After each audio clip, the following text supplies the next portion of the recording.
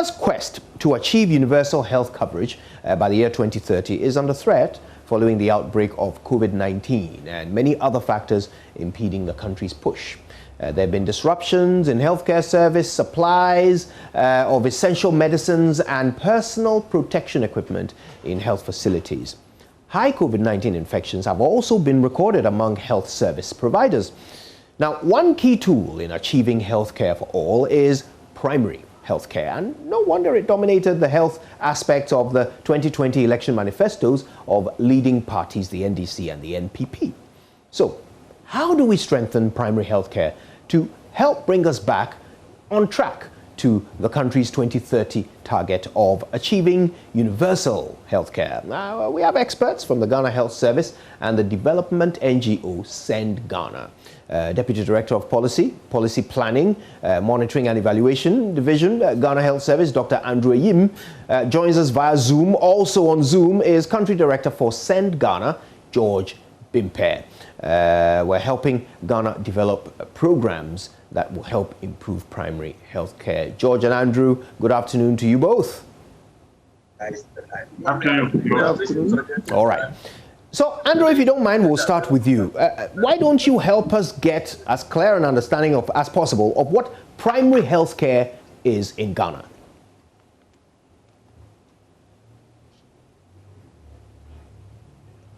Right. It would appear that we've lost Andrew there. But if we have George with us, perhaps, George, we can start with you. And I'm particularly interested in the role that Send Ghana is playing in, boosting the provision of primary health care in Ghana.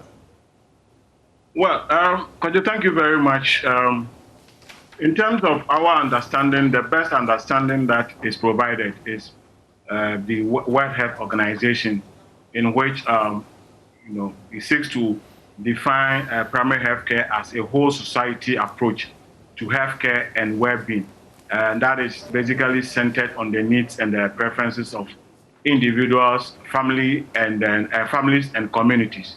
Basically, primary health care addresses determinants of healthcare and focuses on the comprehensive and interrelated aspect of the physical environment, mental and social well-being. And if we go into detail, there are different dimensions of the of primary healthcare that we are talking about. The first one is that healthcare that meets the people's needs, and this must be through comprehensive, promotion, protection, prevention, and then curative, as well as rehabilitative and palliative. That is taking care of managing situations throughout the life cycle of an individual or a community. And so basically we are talking about not only the provision of the services per se, but we are talking about measures that would promote healthcare, that will prevent it, that would also reflect the needs and the aspirations of the community. But most importantly, something that we often don't talk about is the social, economic, and environmental aspect of healthcare. The level of education of individuals, access to social services, including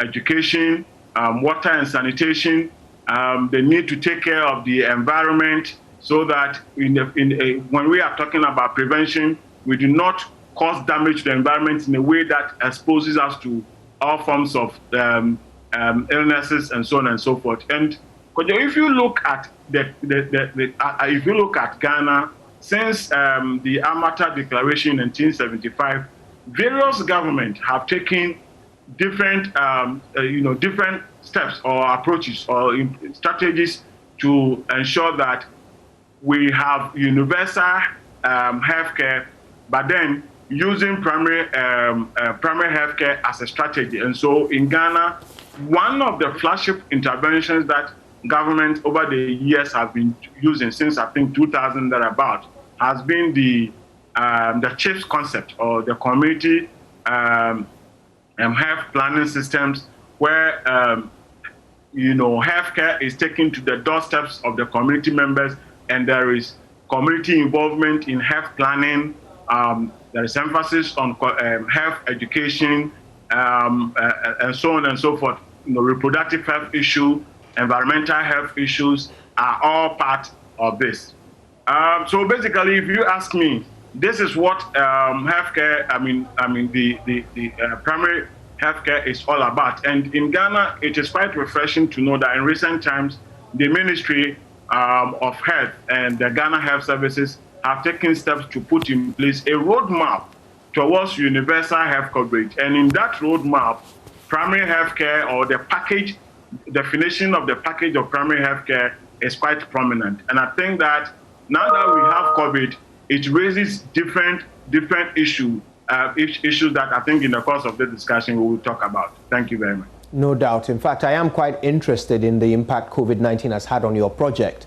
It's a global pandemic. Everybody has had to change their modus operandi to ensure that we can battle this disease. But in some parts of our country, healthcare is such a luxury. How has COVID-19 impacted on Ghana's efforts to ensure that every Ghanaian is able to have access to primary health care? Well, I would rather put it this way. We, at Ghana, we have had challenges like any other organization. Our flexibility to adapt to the situation has helped us to navigate the waters. And so I rather would want to focus on how COVID-19 has impacted on primary healthcare, and if you like, the relationship between the two. And the first point I want to make is that for me, or for us, primary healthcare presents a lifeline, a first borderline in terms of protection.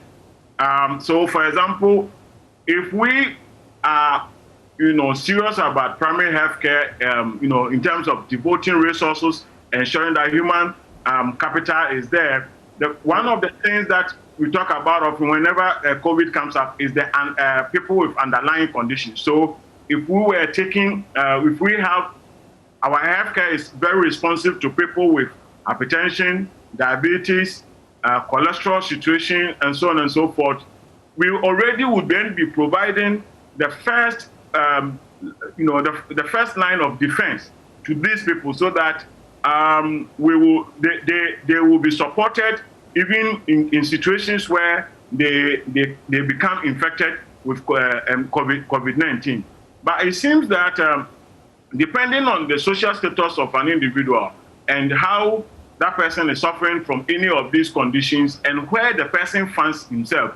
For example, if you have the means to afford, specialized care, and you are not in a rural area where you may not even have a doctor, or you may not even have a nurse, or the facilities may not be there, you are likely to be taken care of if you get COVID-19, or you may be having access to healthcare because you have the financial means and that you are able to, afford medication if you have BP or if you have diabetes and so on and so forth. But people who are in economically difficult situation or socially difficult situation in terms of even geography, where they find themselves and they are not getting the kind of healthcare that maybe you and I will get in Accra, already they become vulnerable to COVID-19. So if they get COVID-19, the fact that they don't have that frontline protection, exposes them to higher risk. And that is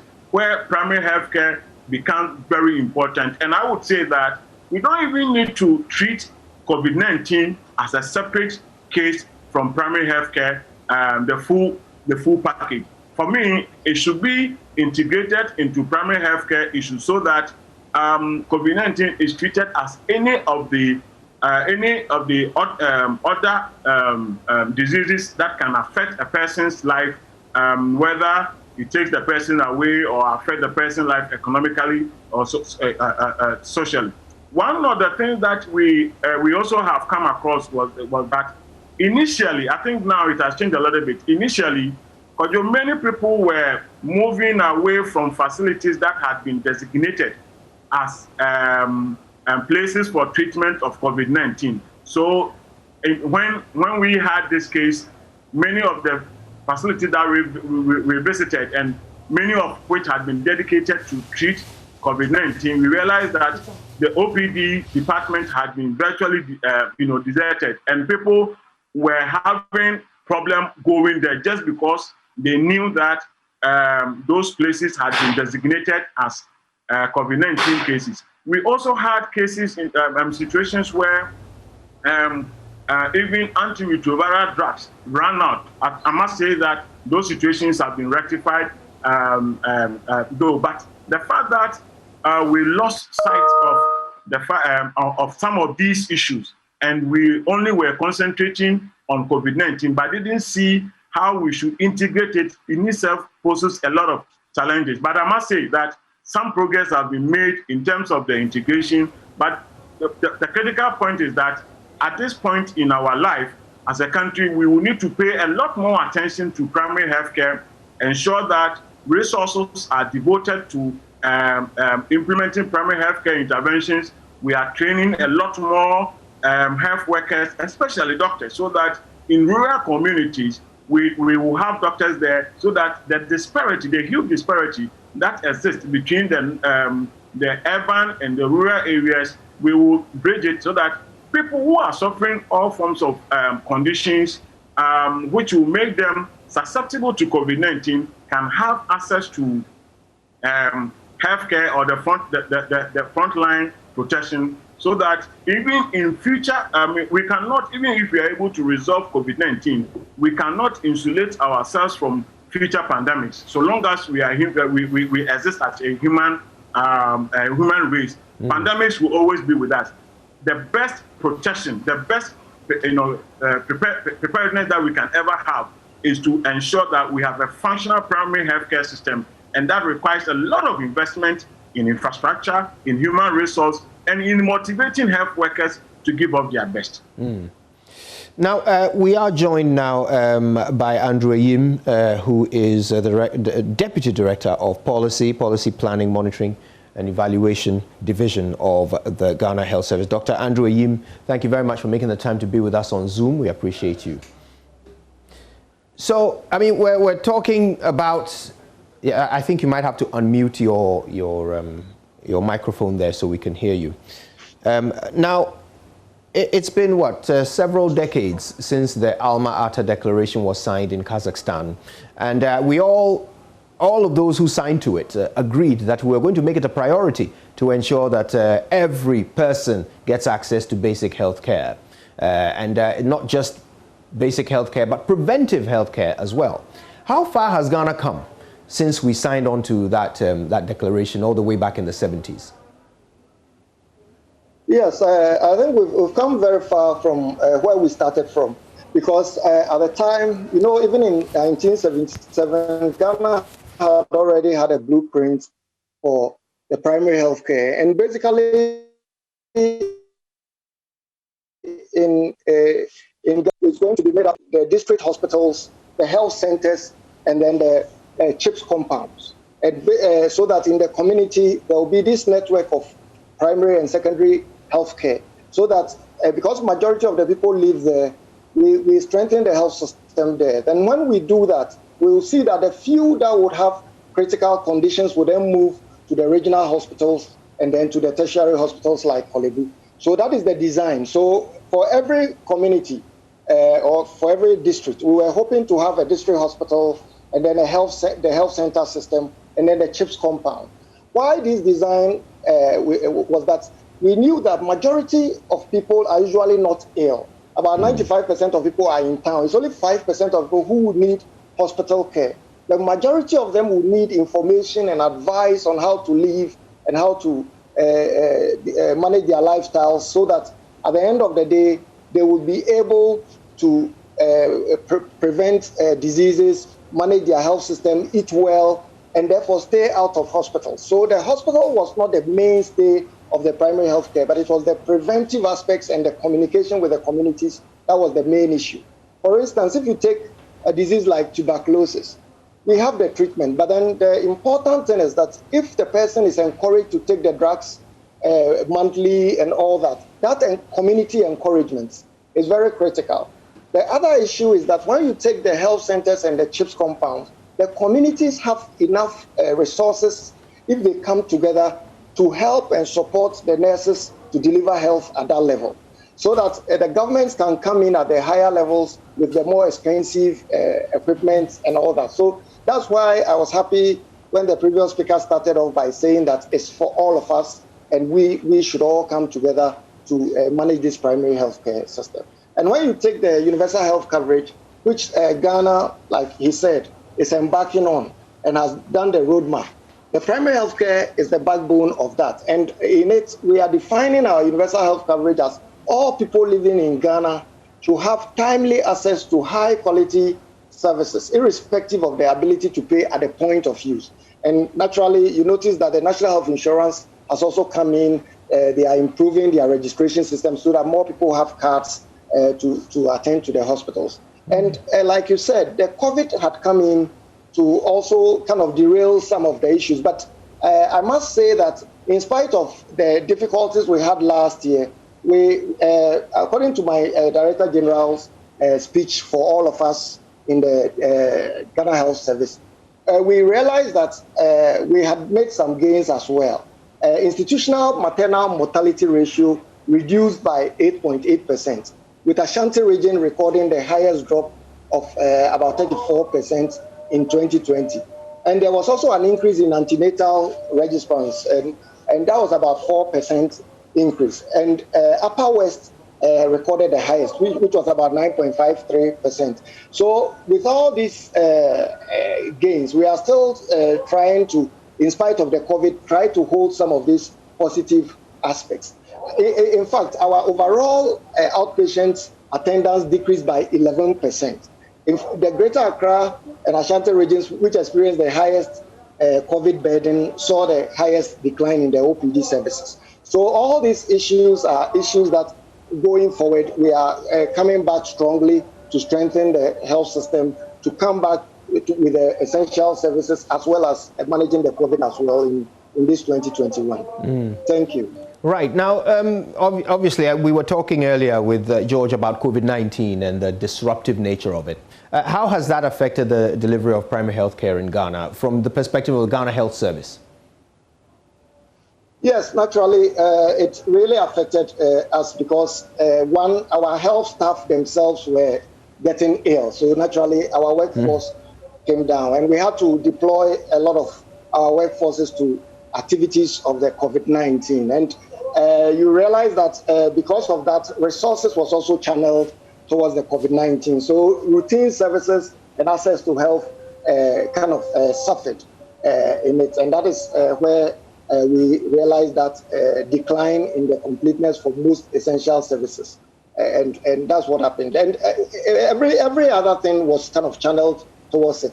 Now we are having the vaccinations, we are working with the nurses, and so many resources will be drawn from the central systems there.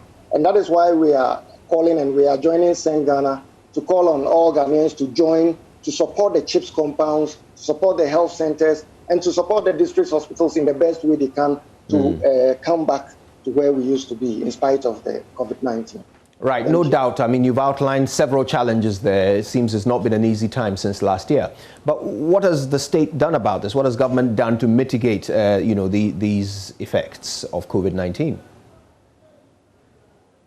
Yes, with human resource. Now, if you look at the number of training schools, I think the medical schools have increased so much, because I remember in our time there used to be 3 major universities, but now a lot of the universities are producing medical officers, and almost every region also has nursing training services, training schools. So basically the human resource issues are getting better, except that now sometimes we even overproduce and sometimes cannot take all of them up. But it's getting better now, with the country producing about almost 800 doctors a year. We believe that once we start getting everybody in and training a lot more people in the new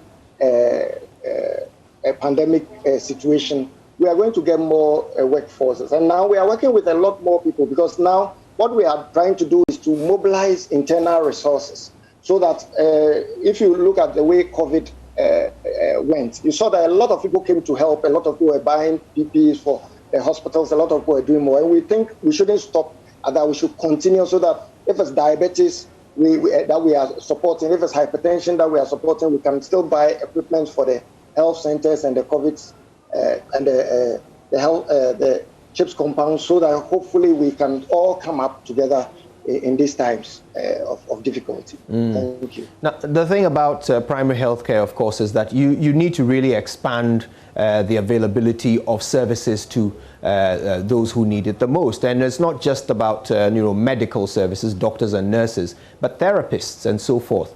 Now, this is a gap in our manpower situation, is it not? I mean, for example, when it comes to people like nutritionists and dietitians, people who are needed to help with lifestyle diseases, podiatrists, I don't think I've ever encountered a single podiatrist on the payroll of Ghana Health Service. How are we blocking these loopholes to ensure that we can provide a menu of services to those who need it the most?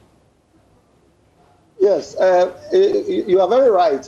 What we are experiencing for us is a good time, because the private sector is coming in. So you realize that there are a lot more private hospitals and private facilities coming to join. And according to my Director General, Dr. Patrick Abwaje, he's saying that we are going to even form networks of practice in various districts, so that private sector can come together in an area and support each other to deliver health. Because we realize that even though the payroll for the government sector sometimes is not able to absorb so much, with the expansion of the private sector, a lot is going to happen. And we are going to build a lot of networks with even market clinics and any other clinics that come up, so that that network would share resources and leverage resources to cater for the people around there. And we are trying to do that.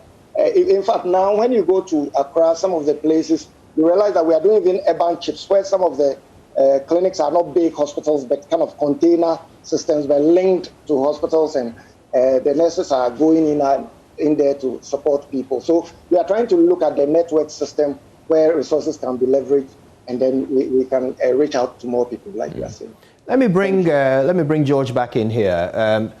Primary health care is not just about physical health. There's social health. There's mental health.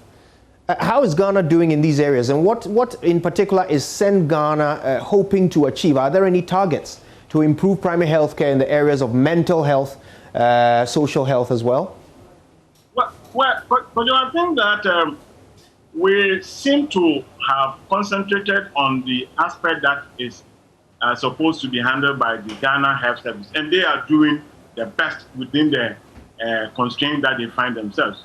But you know, for example, that nobody is paying attention to the fact that when you go to some restaurant, you get your banku served in, served hot in that rubber. That we know that it has a lot of health implications. But why is it that nobody is taking action? We want to get the carcinogenic materials into people's system for people to have cancers before we put pressure on the limited health system. That is one. With the issue of sanitation, it's a big issue. The issues of sanitation. Because the social aspect is that we have problem with unemployment. Social pressures in this country, they all affect people's well-being and health conditions. If we want to talk about primary health care and we only concentrate on the curative side and then the palliative side and probably a little bit on the promotion, and we don't look at the environmental, economic, and then the social side of it, the effort that the Ghana Health Service, for example, is putting in place probably will not yield the needed result. So I think that it calls for an integrated planning and programming approach, as well as implementation approach. This means that institutional coordination and institutional collaboration is very important. We cannot leave health issue to only Ghana Health Service or the Ministry of Health alone. I mean, for example, you cannot make COVID-19 only a Ghana Health Service case alone. You need a lot more people to play different roles. So to even safeguard our environment, we need the environmental protection agency to do their work. We need some people to have the political courage to say that we ban polythene bags, those that are indiscriminately, disposed of in the environment. Look at when it rains, we create all of these problems, and that doesn't promote primary health care. And when we allow all sort of food to be eaten, I mean, somebody needs to regulate how food is even served in this country. What goes into that? What is the inspectorate division doing in terms of visiting restaurants to check whether what people are consuming wholesome, food ingredients, so that we don't wait for disease to, if you like, catch people, for the stress to be exerted on the, limited infrastructure, health infrastructure that we have, or the health workers. When you go to some of the health facilities, you see stress on the faces of the health workers. And sometimes we vent our anger on them, forgetting that the system is actually stressing them. We will need to address all of these interconnected issues so as to achieve primary health care in its comprehensive nature as we look at it. At the moment, it seems to me that we are only pursuing aspects of primary health care. When we don't look at all of these, the social, environmental, and then even the economic dimension, we will not be able to, safeguard well-being so as to promote, the health of the people. And I think that we need to pay attention to these areas. And that means that we have to take some lessons from what COVID-19 has taught us and emerge out of this pandemic with the resolve to invest in. And all of these problems are happening because we are not investing as much as we should be investing in primary health care. And I think that we will need to make a choice as a country whether we want to promote the health and the well-being of the people, or we want to tackle it in the way that we are doing. And I think that we cannot afford to suffer another effect of future pandemic in this way. And it requires the planning has to start right now, and the political commitment to devote resources to financing primary health care has to start right now. And I want that the other thing that I want to say is that in as much as I agree with Dr. Ayim that these days we are having more universities training medical officers, I think we can even democratize it further. I am aware that, for example, some of these medical officers that we get from Cuba, some of them are trained in polyclinics. So do we want to continue without, of course, compromising on the quality? Do we want to continue, focusing on, training at only tertiary institutions when we can be innovative about it so that we can democratize it? One of the things that is also worrying is that even medical education is becoming increasingly expensive for people who cannot afford it. Government is paying for some people, but for some of these new facilities, what they charge, it can be very atrocious. And so we will need to figure out how we democratize it in a way that we can get a lot more young people who are so desirous to serve this country in medical capacity to fulfill their dreams. And that is how, too much can never be enough. Too much medical officers can never be enough. We can even begin to export them if we think we have too much. But at the moment, to have a doctor population ratio of about 1,008 thereabout, or according to 2017 figure, about 1,840, 400 or so. We can't be serious about achieving the comprehensive objective of primary health care if we go about it in this slow pace. All right, so here's how I'd like us to wrap up, and I'll give each of you a minute or two to do this. I'll start with Andrew. Look, very often when we have these conversations, at the end of it, we're calling on government, we're calling on institutions, we're calling on CSOs. Today, let's flip the script a little bit. Let's call on the people of Ghana, those who are sitting in their living rooms, dining rooms, waiting rooms, front rooms, back rooms. Let's talk to them Let's tell them what they need to do to ensure that primary health care in Ghana is, used to its optimum best, and that they themselves can support the promotion of primary health care delivery across the country. Andrew, would you like to start, please? Yes, thank you. I think it's important to make note that the National Health Policy, which was launched last year, had as its main objective just one. The first one is to strengthen the healthcare delivery system to be resilient. That's the first one. But all the other four, which is to encourage the adoption of healthy lifestyles, to improve the physical environment, to improve the socioeconomic status of the population, and to ensure sustainable financing, is a part that the whole community can embrace. Because when it comes to healthy lifestyles, it's something that your neighbor can tell you whether you are living well or you are not living well, whether you are overindulging or you are not overindulging. And we realize that too many people are overindulging, and very little physical exercises are being done by a lot of people. And we would encourage that at a personal level, that issue comes up. And then decision to take people to hospital. Sometimes, unfortunately, in Ghana, what I'll beg a lot of the population to do is that when somebody is in trouble, let's say a woman is in labor or is bleeding, that's not the time the transport system should charge or overcharge the person. That's the time that we should either charge the normal rate or even charge lower. And as we help each other, the community gets better and we will get better. And for those who have a little bit more resources, we believe that pushing back some into the healthcare system of your community, of your hometown, and of your where you stay will be very, very important. And when it comes to sanitation, we would encourage everybody to do the best you can within your area to prevent the water bodies from being contaminated. Because when they run into the waterworks system and it is pumped back into our pipes, that's where we get a lot more diseases. Thank you. Thank you for that. And let's quickly hear concluding remarks. Same issue, George. What would your message be to the public? Yes, I couldn't agree with Andrew more, but I just want to add that since we agree that primary health care is a whole society approach, it means that the responsibility does not only rest on government. In our communities, for example, at the very basic, it is very important that community members take responsibility for their health needs. And so their involvement in health planning is very important. Their involvement in monitoring quality of services there is very important. Their involvement in,